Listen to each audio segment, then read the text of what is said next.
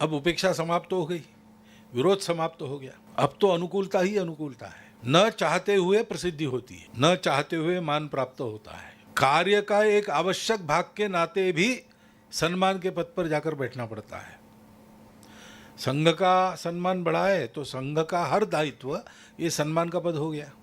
पहले हम सरसंघ चालक जी को परम पूजनीय कहते थे, सरकारवाजी को माननीय कहते थे। अब आप देखिए तो जिला प्रचारक का भी परिचय करा देते, सार्वजनिक माननीय जिला प्रचारक जी ऐसा कहते। संघ बड़ा हो गया ना।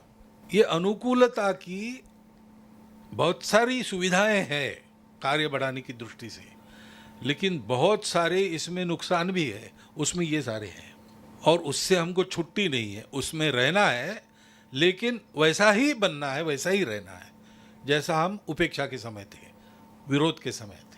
उसी भाव बल से संघ आगे बढ़ेगा, अनुकूलता को भी पार करेगा और कर रहा है। और इसलिए ये परंपरा कैसी है ये सबके सामने आना चाहिए। जो हमारे प्रचारक रहे ऐसे, उनको कभी ये आस नहीं थी और उनके सामने ये लेके जाते तो अभी तो ठीक है वो नहीं है, हमने अन्य लोगों को पूछा, उन्होंने भी ना कहा, लेकिन सोहन सिंह जी के पास एक कल्पना लेके जाते तो सोहन सिंह आपको निकाल देते भवन से। जानते हैं, हमने देखा इन सबको। इसलिए नई पीढ़ी के सामने यह है सभी स्वयंसेवक, प्रचारक, विस्तारक सभी,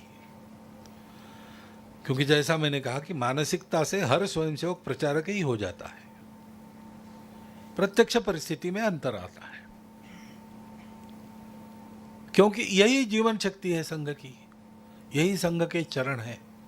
संघ को अपना काम सफल करना है तो इसी के बलबूते संघ आगे बढ़ सकता है, यशस्वी हो सकता है। और संघ यानी कौन है? संघ यानी हम सब लोग हैं, स्वयंसेवक है। संघ यानी कोई संस्था संगठन नहीं है, संघ यानी शाखा का मैदान नहीं है, संघ यानी संघ की आजकल लिखित घटना है, वो लिखित संविधान है, वो नहीं है। संघ यानी संघ के स्वयंसेवक, यानी स्वयंसेवकों का जीवन और स्वयंसेवकों का भाव बल।